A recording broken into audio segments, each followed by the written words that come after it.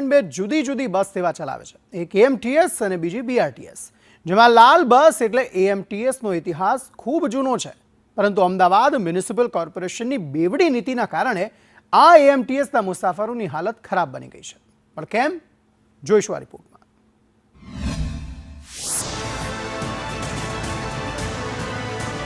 એએમસીની બેવડી નીતિ.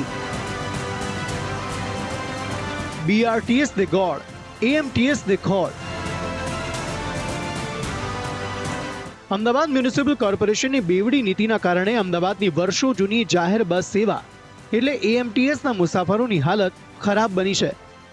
હાલ ઉનાળાની આકરી ગરમી પડી રહી છે અને આ ગરમીમાં લાલ બસના સ્ટોપ લાલ ચોળ બન્યા છે, જેની પાછળ ખાલી આકાશમાંથી પડતા આગના ગોળા જવાબદાર નથી. એએમટીએસ બસ સ્ટોપની ડિઝાઇન પણ એટલી જ જવાબદાર છે, કારણ કે મોટાભાગના એએમટીએસના બસ સ્ટેન્ડ લોખંડના અને પતરાના બનેલા છે, જેના કારણે બપોરના સમયે આ બસ સ્ટેન્ડ ગરમ થઈને લાલચોળ થઈ જાય છે.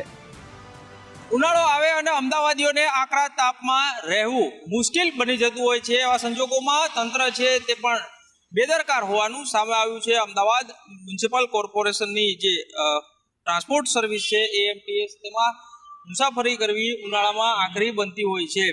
બસ સ્ટેન્ડ તો બનાવવામાં આવ્યા છે, પરંતુ તેની ફોલ્ટી ડિઝાઇન છે અને મટીરિયલનો જે ઉપયોગ કરવામાં આવ્યો છે ને તેના કારણે લોકો અહીં ગરમીમાં બેસી ના શકે તે પ્રકારની સ્થિતિ છે તે સર્જાઈ છે. અહીં ટેમ્પરેચર મીટર છે તેમાં બતાડવાનો પ્રયત્ન કરીશું કે અત્યારે આ જે ફ્લોર છે તે લોખંડનો ફ્લોર તૈયાર કરવામાં આવ્યો છે ને ટેમ્પરેચર આ ઉનાળામાં અત્યારે 48 ડિગ્રીને પાર જઈ રહ્યું છે. એવા સંજોગોમાં લોકોને જ્યાં સુધી બસ ના આવે ત્યાં સુધી રાહ કેવી રીતે જોવી તે એક સવાલ બની જતો હોય છે અને તેના કારણે જ લૂ લાગવાના, ગરમી લાગવાના બનાવો છે તે વધતા હોય છે. અમદાવાદ શહેરમાં એએમટીએસના કુલ 4901 બસ સ્ટેન્ડ છે, પણ હાલત એવી છે કે બસ સ્ટેન્ડ ઉપર ઉભેલા લોકો આસપાસમાં છાંયડો ગોતે છે. આ મસમોટો ખર્ચો કરીને બનાવેલા લાલ બસ સ્ટોપ શોભાના ગાંઠિયા સમાન બન્યા છે. સ્ટેન્ડમાં મતલબ બેસી શકાય એવી સ્થિતિ નથી, કેમ કે તડકાનું અહીંયા લોખંડ છે એટલે બેસી શકાય એવું નથી, અને લોખંડ કરતાં લાકડું હોવું વધારે સારું કહેવાય, એટલે લોકો બેસી શકે. ત્યાંથી આવ્યા ક્યાં જવાના ને અહીં બેઠા કેમ બસ સ્ટેન્ડમાં?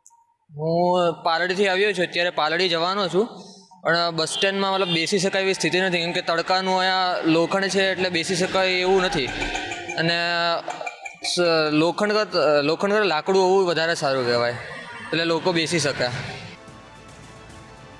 બીજી બાજુ બીઆરટીએસના બસ સ્ટોપ જોઈ એએમટીએસના મુસાફરો જીવ બાળે છે, કારણ કે બીઆરટીએસના બસ સ્ટોપ ચકાચક હોય છે, એટલે ત્યાં ગરમીથી રક્ષણ મળે છે. બીઆરટીએસ બસ સ્ટોપમાં બેસવા માટે લાકડાના બાકડા પણ બનાવવામાં આવ્યા છે. તો બીઆરટીએસની સુવિધા અને એએમટીએસની સુવિધામાં જમીન આસમાનનો ફરક છે. આ ટેમ્પરેચર મીટર છે, બહારનું ટેમ્પરેચર છે તેની કરતાં પણ બસ સ્ટેન્ડ જે છે તેમાં ટેમ્પરેચર ઓછું અત્યાર સુધી આવતું હતું અને લગભગ બરાબર ટેમ્પરેચર થઈ રહ્યું છે. સવાલ અહીં એ છે કે આ જે સિટિંગ વ્યવસ્થા ગોઠવવામાં આવી છે તે લાકડાની આ સિટિંગ વ્યવસ્થા છે ને લાકડામાં ગરમીની અસર પ્રમાણમાં ઓછી થતી હોય છે. આવો ભેદભાવ જોઈને તમને થતું હશે કે બંનેની ટિકિટના દરમાં પણ ભેદભાવ હશે, પરંતુ તેવું નથી. એએમટીએસ અને બીઆરટીએસમાં પ્રતિ કિલોમીટરના દર લગભગ સરખા જ છે. આ વિશે એએમટીએસના ચેરમેનને પૂછાયું તો તેમણે પણ સત્ય સ્વીકારી લીધું. પણ અત્યારે ગરમીના અંદર તો બાકીના બસ સ્ટોપ પર કોઈ આવી ગરમીમાં ખાલી એક પતરાનો છાંયડા નીચે બેસવું એ અઘરું છે. પણ નવી જે ડિઝાઇનો અમે હવે ટૂંક સમયમાં બસ સ્ટોપ બદલવાના છે, એના અંદર નવા સુઝાવ બી આપણે લોકોના લેવાના છે. અત્યારે બેસવામાં જે સ્ટીલના બાકડા છે એ જેટલા બધા ગરમ હોય છે કે કોઈ ત્યાં બેસી ના શકે, તો એના માટે કોઈ ઓપ્શન કે બીજો કે જે બહુ ગરમ ના થતી હોય વસ્તુ હોય એવી કોઈ ધાતુનો ઉપયોગ કરી શકાય એવા પ્રયત્ન ચાલે છે. અને એનું નવું હમણાં જ એના ચાલુ થવાનું છે. ટૂંક સમયમાં નવા બસ સ્ટોપ લાગશે એટલે એ નવી ડિઝાઇનમાં અમે આ વિચારવાના છે. ખેર, આમ સ્પષ્ટ થઈ રહ્યું છે કે કોર્પોરેશન એકને ગોળ અને બીજાને ખોળ આપી રહી છે. એએમટીએસનો હિસાબ કિતાબ જોઈએ તો તે ખોટ કરતું જાહેર સાહસ છે, પરંતુ તેમાં દોષ એએમટીએસનો નથી. વહીવટકર્તાઓની બેદરકારી અને અણઘડ નીતિનો છે, જે મળતી ગ્રાન્ટ ખાલી વાપરવા ખાતર વાપરે છે.